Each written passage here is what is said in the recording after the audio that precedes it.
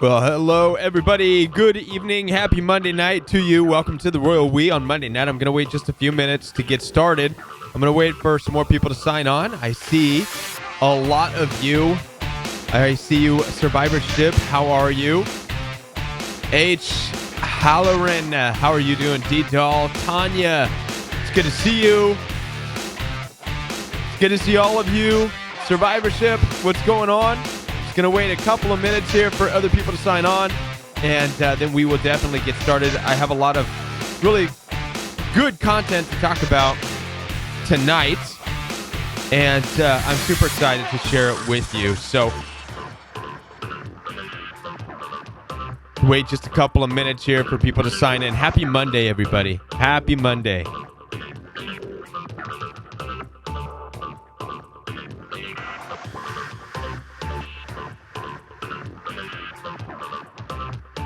And like I said, we're just waiting a couple of minutes for people to sign on. And I hope you guys all had a great week. Hope you had a good weekend. I have had a very eventful week and weekend. I can't wait to share it with you. The trip hasn't happened yet, Josh. Not yet. The trip is going to be for Christmas. We're going to California for Christmas, and I will definitely be documenting that, and I will share that journey. In addition to that, I have had another journey just this past week that is the basis for tonight's episode, and we're going to get into that. Tonight we're going to be talking about the difference between trust and courage. D, I have the drone. Yes! Everybody, just to give you guys a heads up on what's going on, I do have the drone already. I immediately went out and got that. I know. I can't wait. All right. I know. I'm playing around with my new screens here. So let's go ahead and get started, shall we? I do have the drone. I will be making that unboxing video pretty soon. Let's go ahead and get started, shall we? Welcome to the Royal We. The Royal We is brought to you by the Patreon memberships and also just all of you as a community, the Facebook group. Listen, you are all the reason, whether you have been donating or not, you are the reason that the Royal We Live is going on. We're here for you. Thank you so much to all of you and to the moderators. The moderators for for tonight's show is Taylor. Taylor puts the dream in hashtag the dream team. Tanya, she gives the best virtual hugs on the internet. Blue, as always, is here to link you up. D-Doll is the queen of the one-liners. Give the moderators a lot of love because they're here for you. They do a lot behind the scenes and in the Facebook group and just in chatting and helping and just being a huge part of the Royal We. And with that, let's go ahead and get started with tonight's show. Now, if you want, I went ahead and put the telephone number up there so you can see this is going to be the number that you're going to contact. Go ahead and write it down for those of you who want to call when the time is right. After we go through tonight's little discussion, you guys will be able to call in and talk. So let's go ahead and get involved with tonight's topic. Let's do it. Which, by the way, for most of you who don't know, we raised enough to get the Royal We drone, to get the Royal We back in the sky. I do have the drone.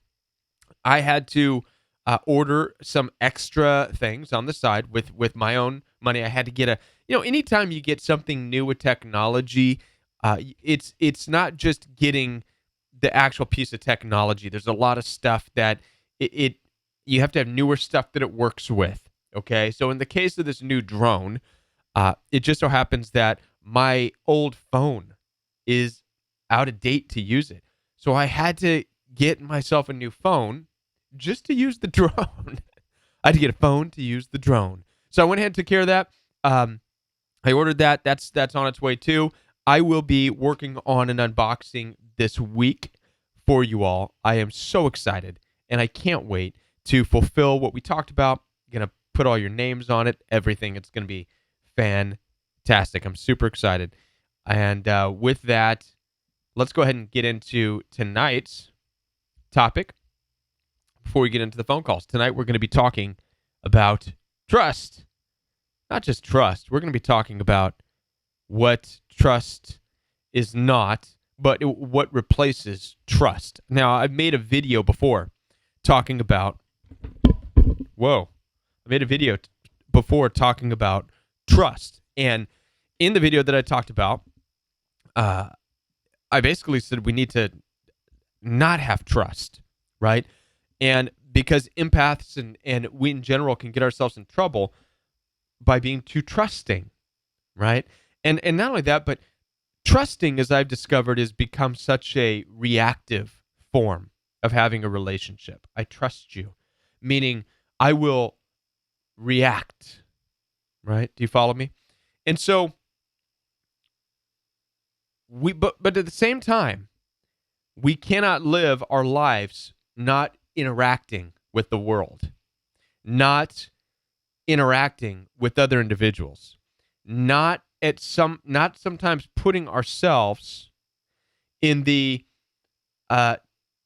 in the care or the hands or the agreement with others. Okay? And so what we find and what I found is that we have to find this place where it's not trust, okay?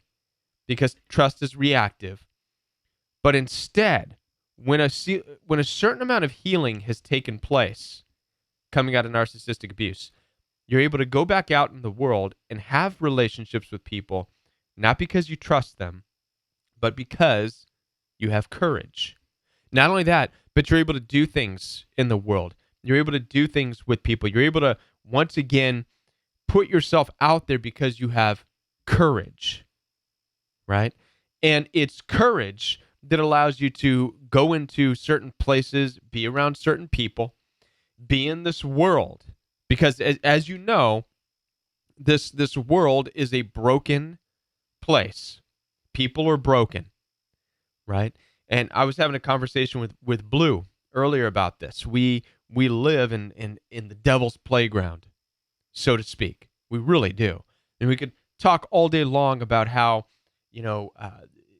certain platforms, social media platforms, television, news media, for the most part, is evil, right? Has evil intentions. It can be known as the devil's playground. But I would challenge you to look at it as the world in general is the devil's playground. If you want to look at it from this mindset, right? If we take a hard biblical approach, and I know that a lot of you have been discussing this on Facebook, on the Facebook social media, on the Royal We Facebook group. I saw that Nora posted an excellent article in the Facebook group, the Royal We Facebook group, talking about the reality of evil, the devil, on the earth, right? What really governs the world? What governs the ground? What's the rulership of the ground, right? This is a piece and a part that most churches stay away from because it gets too dark. It gets too, it makes people uneasy. Not only that, but it blows the roof off of a lot of the things that we see. A lot of churches are out there to make money, right? Secondary is the message. First is to make money. We can all fall into that trap if we're not careful. I'm struggling with that myself, right? And so we have to step back, right? Understand that we are all in a world, a system that is basically ruled by the devil. Okay, that's the prince of the air, as the Bible refers to him. There's an interesting scripture. I always fall back on this. I'm going to do a whole video talking about this, but my awakening coming out of narcissistic abuse, which most of us have an awakening. Listen, narcissistic abuse serves a purpose in your life. It wakes you up to some realities that you had not yet really truly wanted to face. One of those, to me, is that the world is not a safe place. Family is not necessarily safe. When it comes down to it, we are alone and vulnerable in a very wicked, corrupt world. Okay, it's the devil's playground. And there's scriptures in the Bible that indicate this. You can look at the confrontation that in the New Testament Jesus had with Satan, with the devil, where Jesus was tempted, and the three temptations, where the first one was to turn some stones into bread so Jesus can eat that. The second one was so Jesus to throw himself off of the top of a building or a temple at the time, and to challenge him, saying that the angels of God will catch him. But the third temptation is the most striking to me, and that's when the devil told Jesus. He said, "Do you see everything? Do you see everything on this earth as far as the eye can see?" And it says that they went to an exceedingly high place, so they had a bird's eye view, more of a heavenly view, if you will, an angelic high view of the entire world. And the devil told Jesus, "Do you see everything? Do you see it? Everything here on the ground for the eyes of flesh to see." The devil said, "I will give it to you." And I tried to chew on that for a while. What does this mean? I will give it to you. I will give it to you. He can't give it to you unless he has some kind of possession over it. He can't give it to you unless he has some kind of a management or authority over it. And that's when it struck me. Oh my gosh. The devil has authority here. The authority, the management, the rulership. It's so much so that he offered it to Jesus. I can give it to you. It's been given to me, and I can give it to you. And so we have to take this stuff into consideration. We have to take it seriously. We know that the world is corrupt, and we know that we can consider this the devil's playground, if you will. This is where we get into narcissistic abuse. This is where we can start to understand the evils of the world, why bad things happen to good people, why good people aren't good people, the real nature and the reality of the world we live in. It's playground, devil's playground.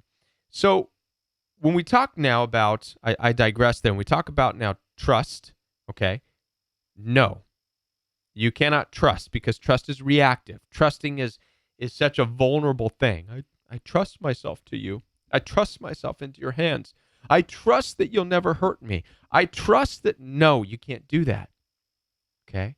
But there's something else that you can do that I'm learning. It's not trust, it's courage. You go back out into the world, you do things out of courage. You form relationships out of courage. And I'm not the first one to talk about this. There's other people who talk about this as well. I watched Jordan Peterson at times, and he talked about this as well. Courage says that you go out into the world, into relationships, and you know full well, listen, there's a lot of ways that this can go wrong. You can try to hurt me, okay? But I'm here, and we can make an agreement. This is why I put a lion, okay, on this screenshot. You can see this lion that I put up here.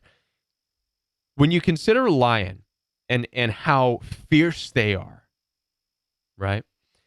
When a lion approaches, let's say another predator, maybe another lion that's trying to creep in on one lion's area, and the lion has the lioness is there or whatever. The lion is going to approach the other lion, going to approach the other predator. But is it out of trust? Do you follow me? Is it out of trust that he approaches him? Does he approach saying, I'm trusting that you're not going to attack me. I'm trusting that you're not going to hurt. I'm trusting. No. A lion is going to approach the situation reserved, still fierce, but reserved, but proactively confront the situation out of courage, ready to fight if he has to fight. Not in trust, but in courage. Doesn't mean the lion's going to fight, but ready should that be something that's necessary, okay? And that's why I think it's an amazing thing. And you see this lion in the image has scars on its nose. You can tell it's been through some battles. You and I, we've been through some battles, right? Especially with narcissistic abuse. So we've been scratched up. Our interior, our souls, our emotions have been scarred. But just like the lion, we can go back out into the world. We can stand our ground. not trusting situations, meaning we're guardless. We're vulnerable to the point of we can't take care of ourselves. No, we go out approaching situations out of courage, out of readiness, out of meeting an opposition or person or business, a doctor, whatever the case may be. You meet that situation saying, I'm here, but it's an agreement. There's all kinds of ways this can go wrong. But I'm ready to agree with you right now that the right decision is going to be made, that we're going to do what's best. That's different. It takes courage to do that. It's not trust. It's not, I'm trusting that you'll do the right thing with me. It's no, I'm here and we're going to agree that the right thing is going to happen. This is important in narcissistic abuse if you have families that you have to deal with, if you have siblings that you have to deal with. My situation this Christmas, I realize that I'm having to look at it is it's courage. I'm going back into a situation I'd rather not go. Okay. I would say that I'm not going out of trust. I know a lot of people have made comments. People in the Facebook group have said, why are you going? And blah, blah, blah. And I get it. Why would I? I'm not going because I trust. I'm going because I have courage. I understand that things could go wrong. But I'm ready, willing to stand my ground, maintain my boundaries, and just be courageous about it. We cannot hide the fact that we're in the devil's playground. You cannot stay out of the sandbox that we're all in, where there's bullies and everything, right? We permanently live in a sandbox, literally. The earth is a sandbox, all right? For however long we're here, sandbox with some water in it, some fancy-looking places, but that's what it is. And like all sandboxes, there's bullies, narcissists, all kinds of things can go wrong, right? And with that, I'm going to go ahead and open it up. I hope that this was something that made sense to a lot of you. And I know that it's something that I have been working on myself and trying to understand the difference between trust and courage. And so with that, we go ahead and see how you all are doing. All 23 of you. It looks like it's all moderators on the show tonight. And the phone line is open, so you're welcome to go ahead and make that telephone call. I encourage you. There's something that you would like to talk about. And any questions or any comments in the chat?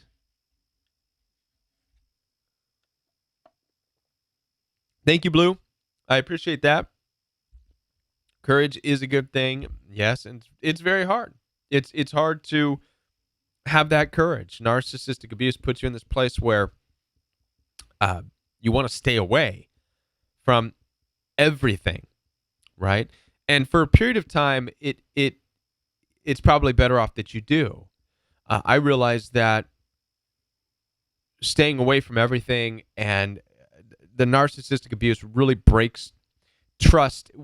First, your trust has to shatter, which narcissistic abuse does. It breaks your trust in people, places, or things. You realize that people are not necessarily for you, okay? Not all the time.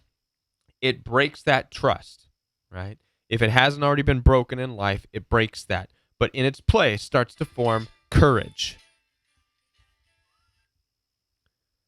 You're live on the Royal We. Oh, hi, Kevin. How are you? I'm good. How are you? Oh, good. You're calling from Indiana? Oh, actually, it's funny you ask. I'm in New Hampshire, actually, but okay. I am looking. Most of my family is in Indiana. And, okay. And for the past 5 years, I left. I was working with my dad, and it was just I just couldn't take it anymore, and I left. Okay. And, just a lot of. I have 5 siblings. I'm in the middle. I'm the middle son, and then and I ended up. I was homeless for a while. I was in my car, living in my car, and I I was in the military um, in 2001 and 2005. So I hooked up with the military buddies and started working in Florida. And then I moved to Massachusetts, started working there. Then I relocated again. But over the years, I just kind of slowly, a lot of, no contact with both of my parents. And I guess where I'm getting at is I slowly, I have some very, very strict boundaries with my mother, with my dad.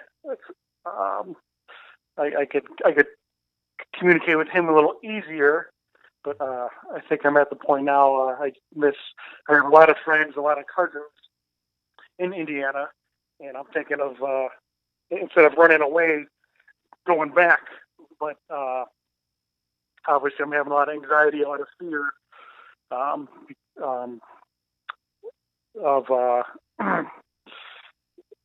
I guess the whole isolation thing. I've been gotten a lot better, but it's like, man, I miss a lot of the friends I have in Indiana and my cousins. But when I go back, I'm gonna, my mom's gonna be there, my dad's gonna be there, and where do I draw the line of how much am I gonna?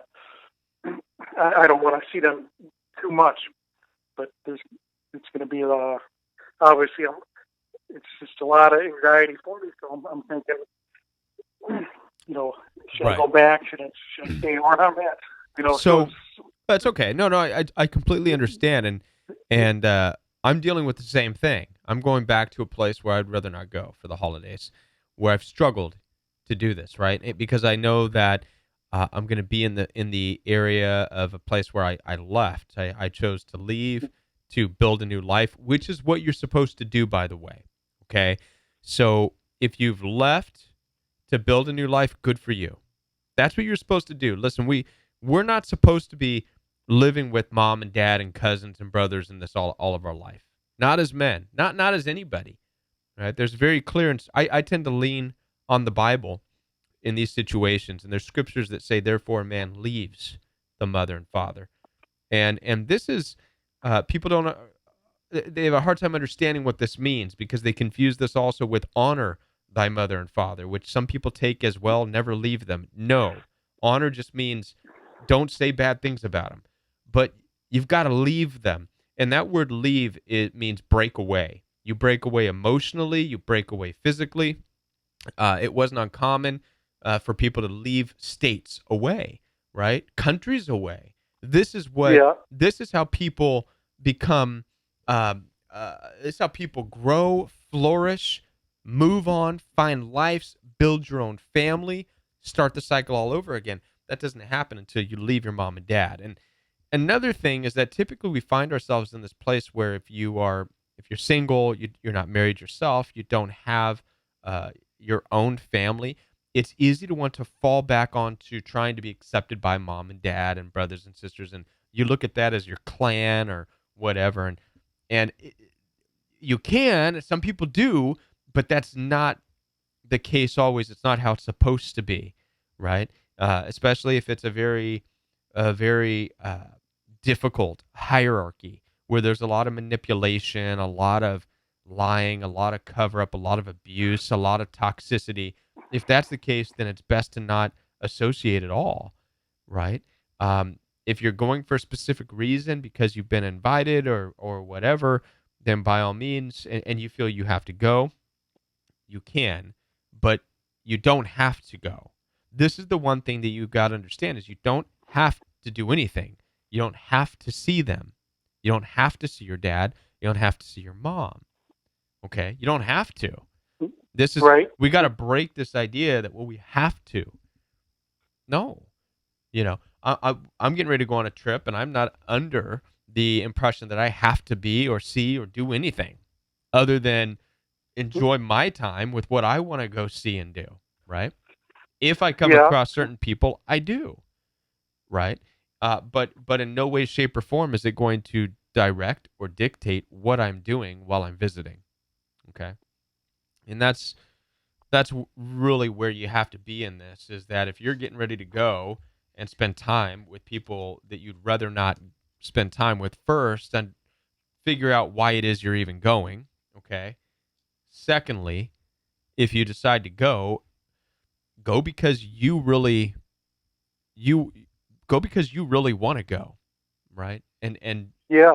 And do it Yeah. because you have reasons and you have things that you want to do, not to engage in conflict, not to try to win anybody over, not to try to change a situation. Can't change them. You can't change your mom, you can't change your dad. Never going to happen. Yeah. It's been my mom's very so I come from a Catholic family. I'm not very I don't really practice Catholicism.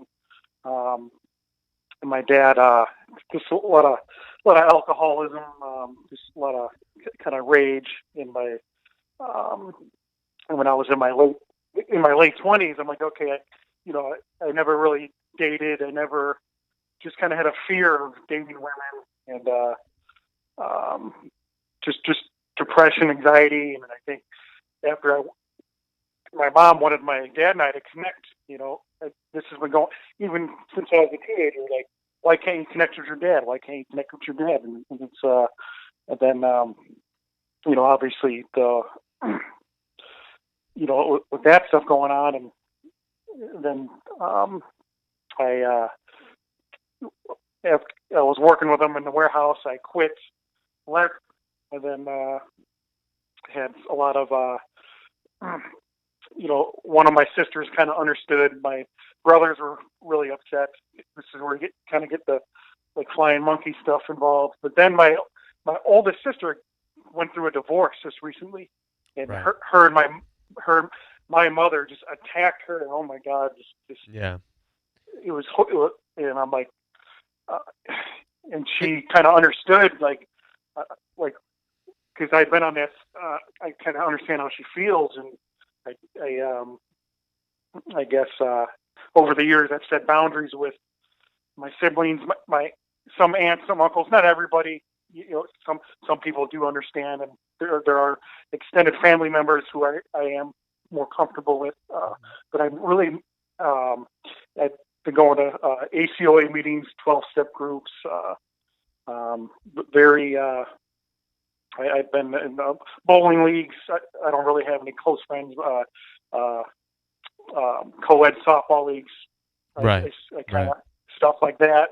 But now I talk to my friends on the phone a lot, and but I go visit, like this past Thanksgiving. I visit my siblings separately, Right. and it was a lot of high anxiety. But I'm just going to visit them one by one, and then I met with my dad one on one, and which is really very, that was hard, but I did it. And met with my mom one on one. Didn't go very well, I'm thinking, I just, why should I let my mom? Why should I be afraid of her? I mean, I shouldn't let her stop me from going after what I want, because I got some really great friends, Right. and just things like that. And I'm like, what if I did go back? But what if I lived in 45 minutes away or an hour away, and kind of, I guess that's what's going on through my mind. But obviously, I'm having a lot of thoughts about it. Like, is this the right decision or is it not? But if I, but I guess a lot of the real issue, I guess it's just a lot of isolation. I'm just, because I've been kind of doing the same thing for 5 years, moving from town to town, getting promotions. I'm a federal employee, so if a promotion comes up, I've been taking it. But now it's like, what if I went back to and Well, I mean, if you go back, you can expect no change. That's it. And you just got to get that. yeah, You've got to get that ingrained. The biggest mistake any of us can make in dealing with narcissism at any level, doesn't matter if it's family, doesn't matter, moms, dads, brothers, sisters. The biggest mistake is to think that there's going to be change. There's not, right? Yeah. And the reason it's not going to change is because there's a dynamic there. What has to change is you. Your outlook on life, your wants and needs have to change as far as that relationship goes. It's the only way any existence of togetherness can be there. It's the only way that it's no longer toxic. You have to become immune to the toxicity. The toxicity already exists. So if you're not immune to that toxicity yet, then stay the heck away, because it's just gonna get you. Well, listen, I've got to wrap this phone call up, but thank you so much for calling. I appreciate it. Thank you, Kevin. All righty, take care. Bye. Bye. All right, telephone line is open, and thank you so much for that call from it said Indiana. And in the meantime, while we're waiting for another call to come in, I'm going to check out the chat here, see what you all are up to. It looks like somebody was talking about. Tanya says it looks like he's having issues with his chair there. Can you guys see that? I was having issues with my chair. Thank you so much for pointing that out, Tanya. Is that what you all noticed? Really? My chair issues? I'm sitting on a wooden chair. It's very hard. And I'm sitting at my desk, and I have my audio equipment here and the computer here and the camera here. And when I move the chair, something gets hit. It's not the biggest area. So I'm working on getting a bigger area. So sorry about all the chair movement. No, it's not lower back pain. It looked like somebody said that. You having back pain, Kevin? No, not back pain. Just a little bit of it was just a little bit of a deal with my chair. That's all. And other than that, what's going on? What's up, everybody? What's everybody doing for the holidays? What are some of the plans taking place? I see all moderators. Where's everybody at tonight? New fun, comfy chair for Kevin. Oh, it's not a drone fund me. We're gonna do a comfy chair. Maybe one of those like gamer chairs that they have out there. You see with the big backs, and the guys just lean back in their comfy gamer chair, and they're, I've thought about it. I found my decorative backdrop cloths, have no way to hang them for a video. I found my decorative backdrop. Are you doing a video, D-Doll? Are you doing backdrop cloth? Are you going to be doing a live show? Dee said she's baking food, giving it away. Good for you. You can send some my way. I'll eat it. Chair fund me. Hi, Juliana. Welcome. How are you? We're just we got past the lesson, so we're chit-chatting back and forth here. Christmas is a pagan celebration. No longer take part of that. You know what, Blue? Wow. I won't be doing anything. You know what, Blue? I got to be honest with you. I spent about 2 years in a Messianic church. For those of you who don't know, I was a part of worship team. I was born and raised Christian, and I stepped into, right around the time I was experiencing narcissistic abuse, I stepped into a Messianic congregation. For those of you who don't know what Messianic means, it's it's Christianity that gets more deep into the Hebraic roots of Christianity. So it basically follows the Torah, right? Or the 5 books of Moshe, 5 books of Moses, right? It goes by that. It says that Christianity, the Messianic message is that Christianity in no way, shape, or form changes the Old Testament. They look at how Jesus came to fulfill the law, not get rid of it, right? And in the Bible, it does say that. Jesus said, I did not come to get rid of the law. I've come to fulfill it.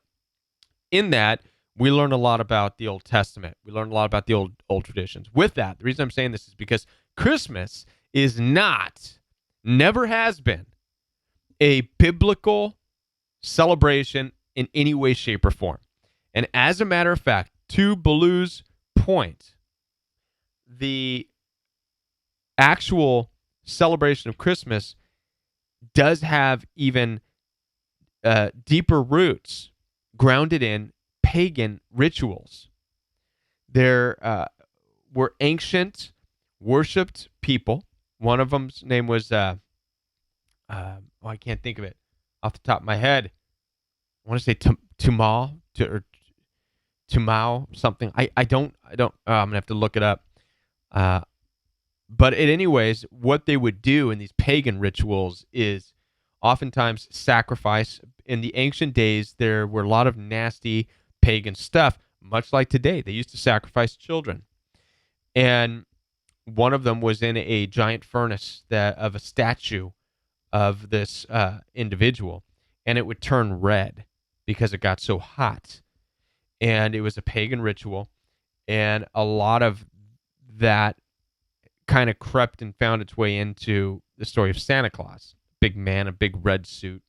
So there's a lot of stories out there, and it's really hard to know what's true and what's not. But the fact of the matter is celebrations like Christmas are not biblical. How many of you know that? It nowhere in the Bible does it say to celebrate Christmas. It's not. Jesus did not celebrate Christmas, right? The disciples did not celebrate Christmas. There was no celebration of recognizing the birth of Jesus or anything like that. So this came years and years and years and years and years later that you and I celebrate it. And so it's interesting to see that it's not even a Christian holiday. It's been pushed a lot as a Christian holiday, but it's also about Santa Claus and magic slipping down chimneys and giving presents and cookies and food and lights and all this stuff. It's become a hodgepodge of a celebration. So this is why they're able to do that. So you have Christians saying, well, we do it because we honor Jesus. And then you have the world saying, well, we do it because of a big man in a red suit that gives gifts. And, well, then we'll just agree to share it together because really it's a day that's nothing. So we're all just going to make up our own thing about it. And that's really what's going on. Tamal. I think his name is Tamal. I don't know. I'm going to have to look it up. But Tammuz. There it is. Okay. Yeah, so the ancient pagan rituals surrounding an entity or a person that was worshipped named Tammuz. You want to look that up. Tammuz. Tamus or something like that. Tammuz. Really deep stuff. Weird stuff, right?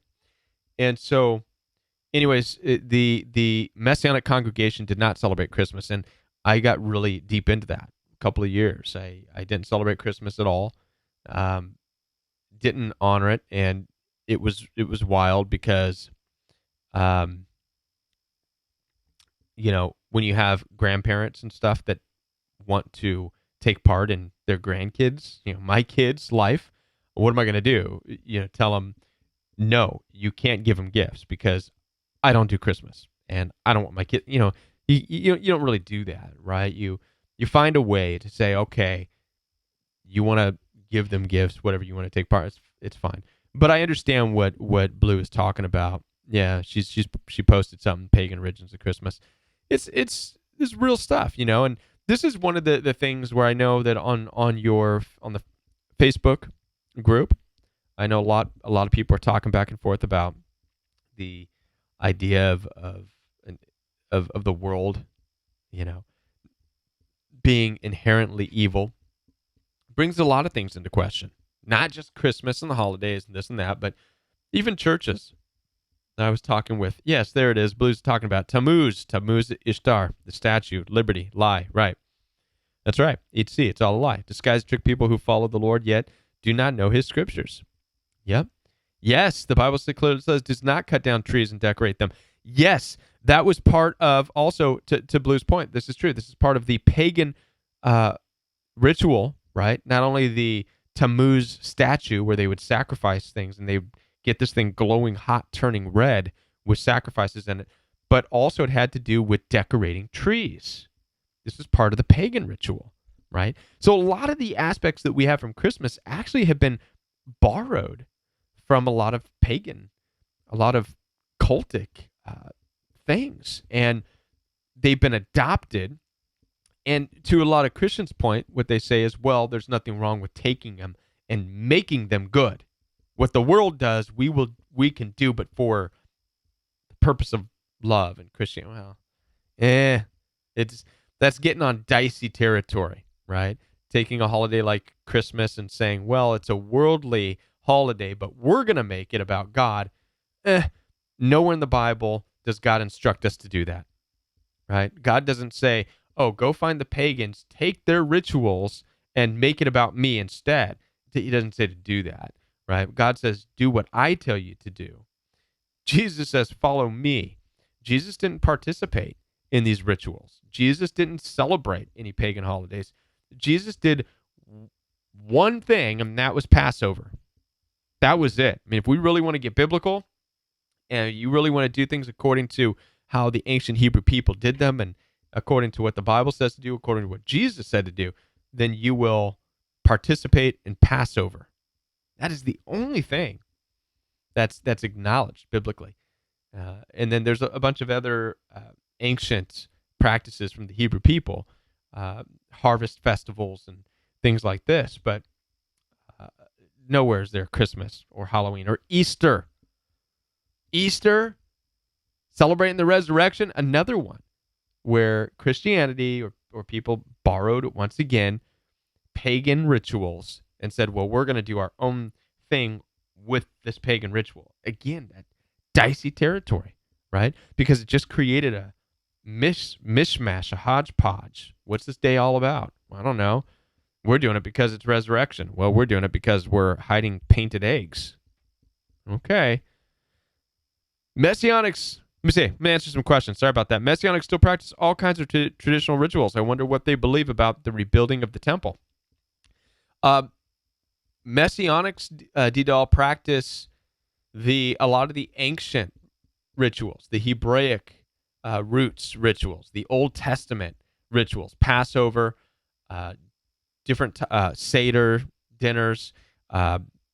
Worship began on Friday nights with the dinner.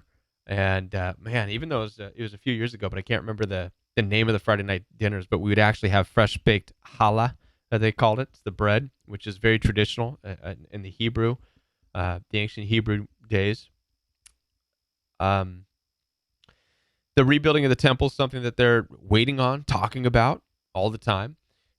We would, as far as like the service, I remember we would do the Shema Israel, where it just part of it.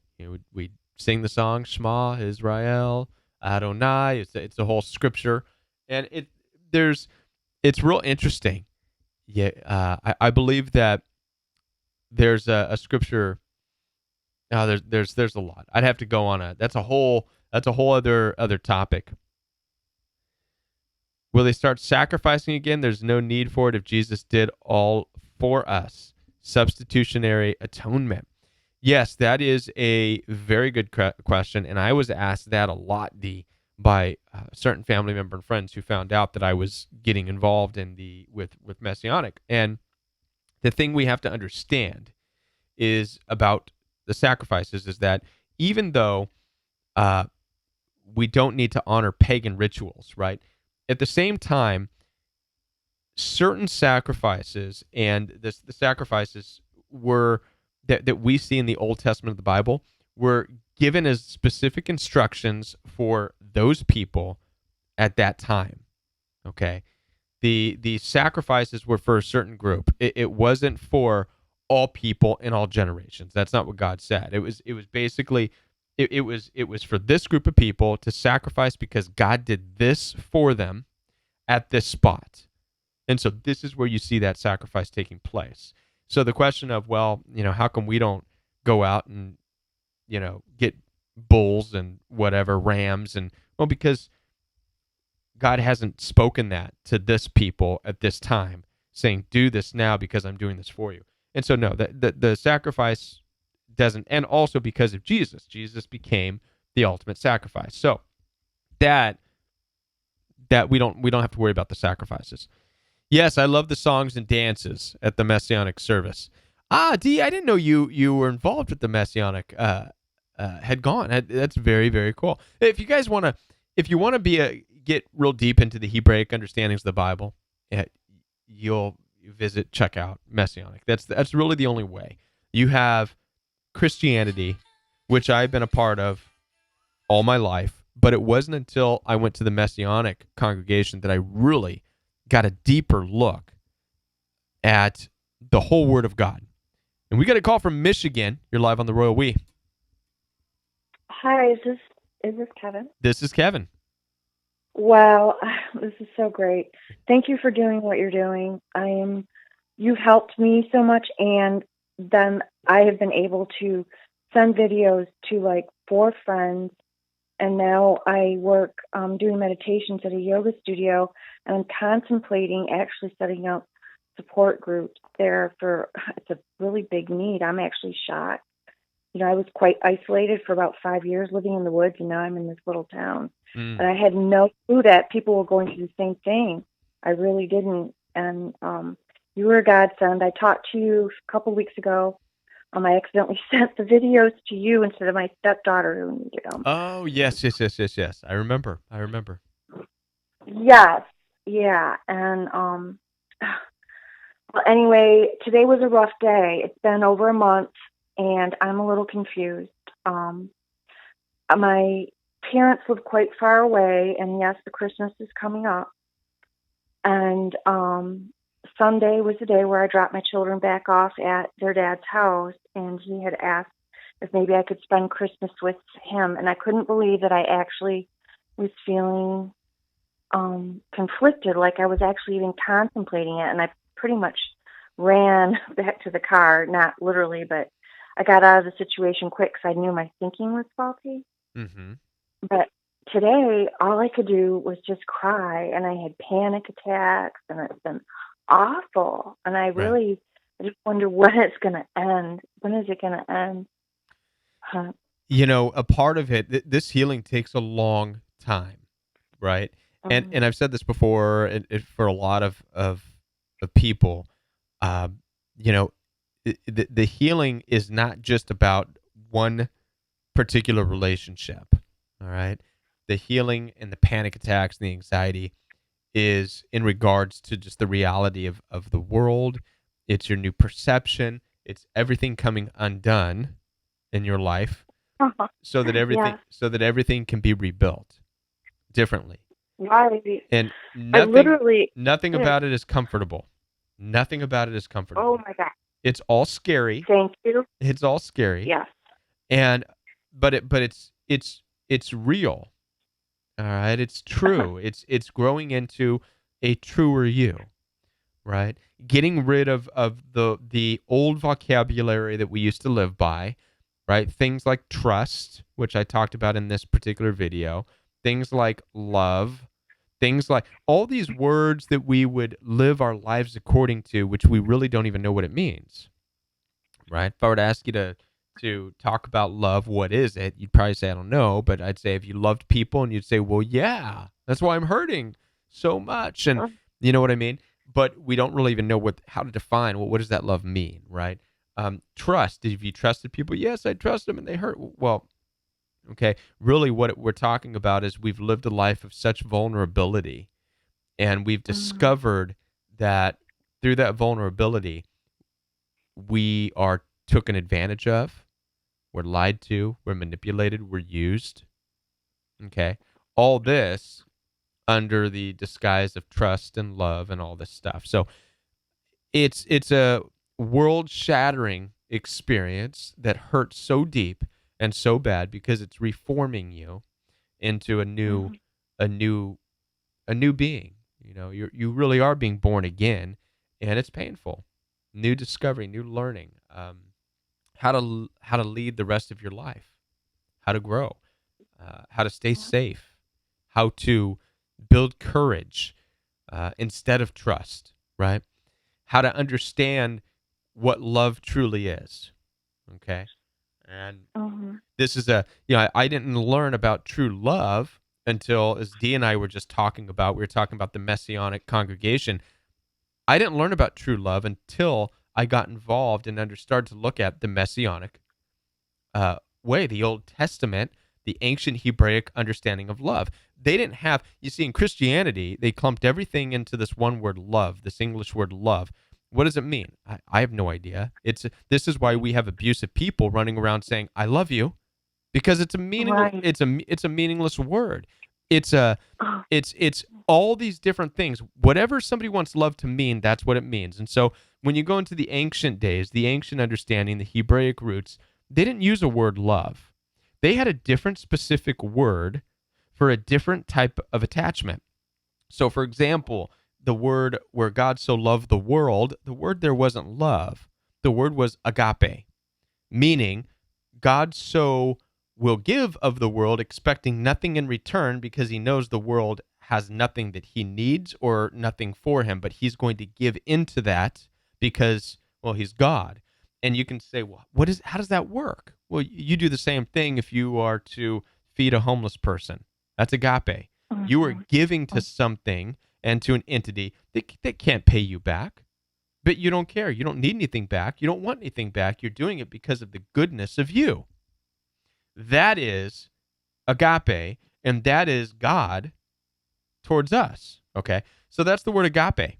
It's not love; it's agape. Then there's other things in the ancient, literature like eros, which is an erotic attraction. If you have that passion, that desire, that drawing in together, that's a word called eros. Okay, there's more.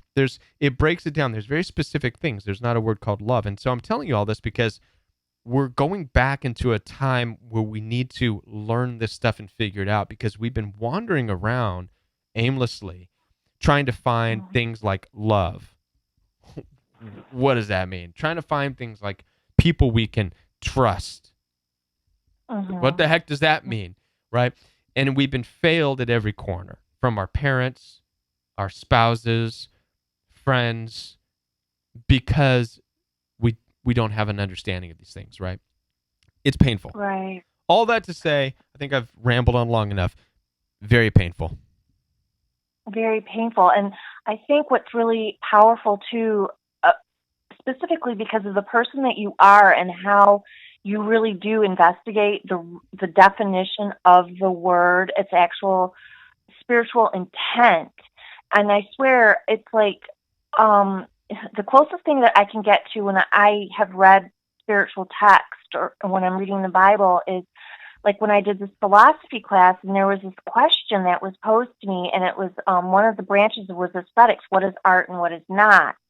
And the closest they could come to saying what was not art was that people had that capacity within themselves to detect false art. And sometimes when I read spiritual messages and they pabble them down the words and then they are mass marketed and we're forced to believe an incorrect definition. Right. I mean, we just live in complete chaos and Yes, we do. delusion, Yes. delusion. Yes. And then we have representative people on the newscasters. Now, I'm not going to get into politics or anything like that, but you would think that these are supposed to be represent people in their background that they've studied language and journalism, that they actually knew what they were saying, and they on purpose use the incorrect definition of the word and tell us that is the definition. Yeah. Yeah. It's I, wild. Everything's backwards. Everything's backwards. And it's very painful. It's a very difficult, painful time to live in, to watch things unfold. You know. it is painful, especially for a person that doesn't have agendas. Like when you say about, like when you give something, you don't give it even for a thank you. You just give it because that's what you do. Absolutely. But And right, now, right, and we don't live in that culture. So it's very difficult, especially if you're a single person, right? If you're a single woman now and you have to watch out for this. So if somebody wants to go out with you, right? Now you can be under the impression and you have to be to protect yourself that it's for a reason. Okay? right. That It's is really scary. It's a new yes. reality. Being single again. I do have a question I have to ask you because, okay, so being a good steward, the short time that I've reintegrated myself into this semi-small community and not just living out in the woods, I realized there were a lot of clients that have missed me, and it is very good feeling. And I realized that's what I should have been doing all along, and I had let the abuse and the worry and everything take precedent over what I feel that maybe God was trying to tell me that I was supposed to be living as. Mhm. and I let that take the forefront. But I swear, I'm feeling so scared, like I'm not going to be able to handle it. And I'm fairly certain, I mean, really certain, this is what I'm supposed to be doing in life, helping these people and then doing these guided meditations Right. and the herbs that I do and stuff. But now I'm like getting almost like stage fright, like when you go up on stage and then you go, oh, whoa, whoa, whoa, is this really going to happen? And then it would be easy for me to recluse and go, maybe I should go to that Christmas party at my ex's and just pretend family for a while. That seems safe. And at the same time, you're going, that's total insanity. Why am I even thinking this? Right. I'm just Right. brainwashed. You know, there's always going to be that pull and that draw back into the world, right? I started a series on YouTube. I haven't yet finished it, and it's the 3 main struggles coming out of narcissistic abuse. One of them is rebuilding your life. I've already talked about that, and the second one, and so that video is titled "Rebuild." The second one was, oh man, why is my mind not working right now? I already did a video, and I can't even remember what that video was about. You have so many videos. I know. Thank God. So the first one was on rebuilding. The second one, oh man, it just escaped my mind. Doggone it. I'm gonna look it up right now if I can. Oh, I don't know if I can. No, because I'm using my YouTube. I can't. I was gonna open up my YouTube and I can't because I'm using YouTube right now. So I can't do that. So there's RK, which is rebuilding. The next one, oh, that's right, delegation. Okay, was the next one. So there's a delegation that happens through projection. When narcissists project onto you, it's projection coming from them. But if we're not careful and without knowing it, we can take on that projection and we start to live our lives. This is when that projection, there's a transference that takes place. A lot of people wonder why they feel like they switched roles. They've become the bad, mean person, while the narcissist it seems to be having, this great time or whatever. It's because there's been a transference process. The projection turned into delegation, and you can walk around feeling like you're fulfilling some kind of delegated role, that you are unlovable, mean, cruel, toxic, all the things that the narcissist projected onto you. That's the second video. So these are pretty good videos, by the way. But third one, which I'm working on and I need to complete, and it's on Cosmok Fator. This is an ancient Greek word as well. It's something we struggle with. And this is basically the draw of the world. It's the pull of the world. It's when you're trying to rebuild your life, you're trying to get rid of that delegation that you feel, but the world is still calling you. The things of the past are still calling you. The fun, the ex, that family, the people, it's calling you back there. And what happens is you leave your place where you're supposed to be, and you go. Okay? And no matter how many times you go, you're going to fall right back smack down to where you were when you left, and that's having nothing. Because you're not staying there building. You're leaving. And this is a trap we all fall into. This is the trap of the devil. This is the devil saying, "What are you doing working over there? Come over here. Come on. I know you want to. It's fun over here. The grass is greener over here. All your hopes and dreams are over here." And you leave your post, you leave your life, you leave your foundation and wander over there just so it can spit you back out. And you start right back. You're right back where you were anyways. But having wasted some time. You follow me? Yes, and actually, this is going to be setting with me now. I've got it in my gut. I can feel it, and I'm going to be using this, and I know I'm going to replay it because of this critical time with Christmas coming up. And if I have to, I will just stay in the motel room by myself. Not as a pity party or anything, but as protective. And it's amazing. I think you'd be such a pathetic situation that this is what it may look like, but actually it's not. It's protective, and I actually can feel a trueness of something that I knew even when I was really, really little, what I was supposed to do, and I lost it, totally lost it. And it's just by having this, like I say, I use this like as a meeting for me. Like if you go to an AA meeting or something like that, Right. like, okay, I'm going to interrupt this bad circuit that I've got running right now, and I'm popping the video in, or I'm getting and watching the podcast. This is what I got to do. Right. So, Yeah. Well, I'd thank you. really love to have it on big screen, at the yoga studio. I would love to have it on big screen. I know like 10 women right off the bat that go to the yoga studio that would really, really want to do this. They're flipping out over the programs that you're putting out. Well, hey, go have a big gathering every Monday night and watch it on the screen there and call in. That's what we'll do. You know what? Do it. We're gonna get it going. Hold a meeting. Hold a Monday night meeting and yeah, be a part of it and bring your questions and yeah, for That's sure. an awesome idea. Yep. That's an awesome idea. I'll show you a picture of it. I'll send you one. Right on. Right on. Well, thank you for calling. I appreciate it. Thank you so much, Kevin. All right. Have a great night. You too. Bye. Bye. That was a good call. I appreciate that. Hope you got that, D. It's Cosmoc Fatur. I don't know why. My mind was just, I had a couple of times tonight where I'm like, it just empty.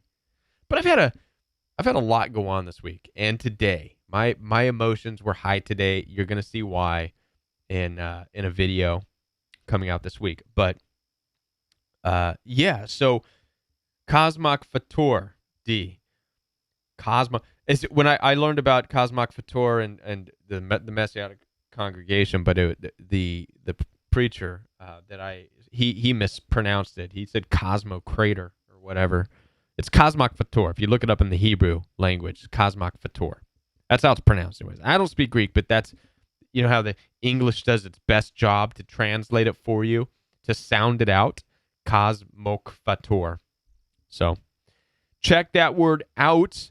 D and Blue and Cosmoctor, Cosmature. You I saw that Cosmo Creator. Yeah, that was the first time I heard it was Cosmo Creator. I didn't know that, but when I looked it up myself and saw it was Cosmoc Fatur, I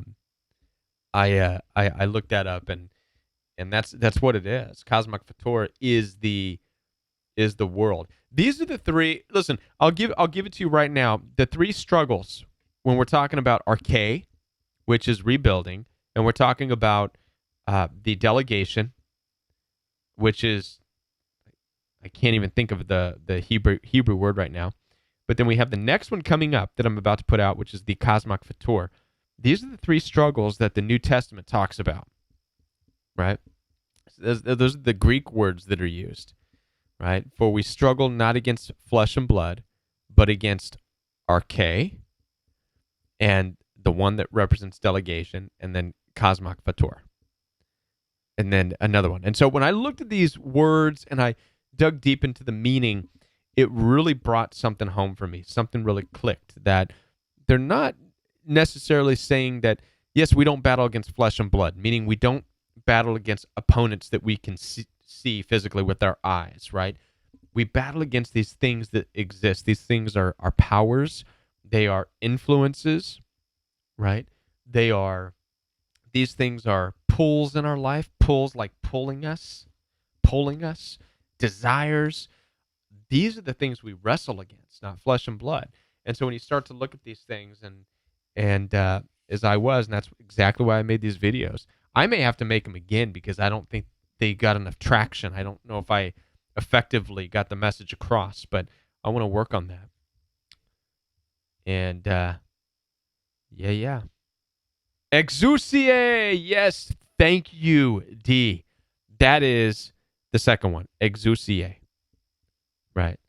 There you go. Thank you, D. Right there, Cosmocrator,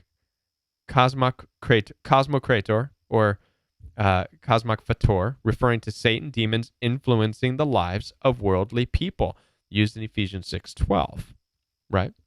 So when I looked at that, Cosmoc Fatur, you could see how it says Cosmocrator. That's how the pastor pronounced it. But when I looked at how The English translation tried to pronounce it, sound it out. It's cosmic fator. Cosmic fator. But if you look at that meaning right there that Dee just posted, it's referring to Satan, the demons influencing the lives of worldly people. It's influence, pull. Satan, the demons. We can't see them, but you feel them. You feel them through the desires, the pull, the enticing, those things those desires, those nurtured worldly desires, the flashiness of this world, the promises, the empty promises that you feel in your heart. That's what's being said there. Okay? That's the desire. That's the devil pulling your strings, pulling the strings that you can't see with your eyes, and you feel it. And you try to resist, but you go, and it pulls you right into these relationships that you shouldn't be in. It pulls you into these clubs and with these people and these parties and these things and situations you have no business being in. Okay? Again, the royal we, right? What's the motto? Narcissistic abuse. Narcissistic abuse is a result of being involved with people you have no business being with, doing things you have no business doing, going places you have no business going, right? And Cosmic Fator is a huge draw on that. That's the third and final video that I'm yet to put out. That's the enticement. Yes, enticement, the pull, the draw. That's what that video is going to be all about. And I'm anxious to get it out. It's I'm doing a lot of shots and B-roll and trying to act in it and all this weird stuff, and I'm getting dirty. You saw the other videos I did. Exousia, for example. I'm rolling around in the dirt, and I got the bars and stuff over me. I actually had put dirt on my face, and I had a good time making it. But for these videos, I'm going to for this last video, I'm gonna take that and do more with it. Right on. What's up, beautiful hummingbird? Welcome to the gathering. It's good to see you. You made it just in time for the show to just about end. And but it's good to see you here. I'm glad you're here. And with that, I'm going to say goodnight, everybody. Your videos are great. Thank you. Wait until you see my first video. D, I can't wait to see your first video. What's your channel? Why don't you go ahead, give us a link to your channel, D. I want to see. I want to go over there and see it.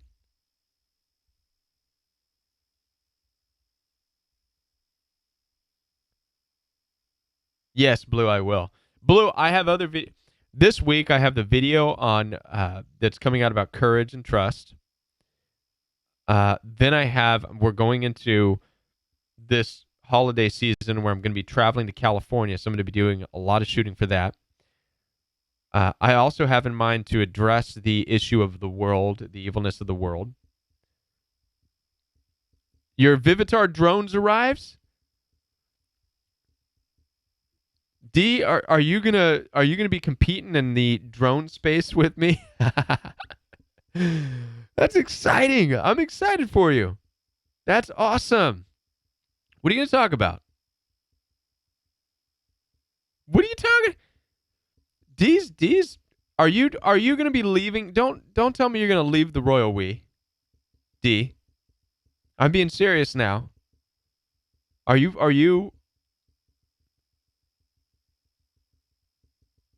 skipping out on us?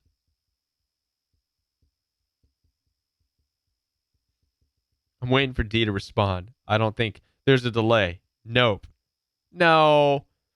I know you're the queen of the one-liners. I just want to make sure because you will be missed. I don't want to. And not only that, but you'll take half the group. You'll probably take 75% of the group with you. Come on over. Thank you, Blue. Blue's gonna keep you in check, D. Make sure you. There you go. See, everybody, tell D don't go anywhere. Don't go anywhere. All right, everybody. It's very good to be here with you on a Monday night. I'm gonna wrap the show up with some music for Tanya, and for D. Da, da, da, da, da, da.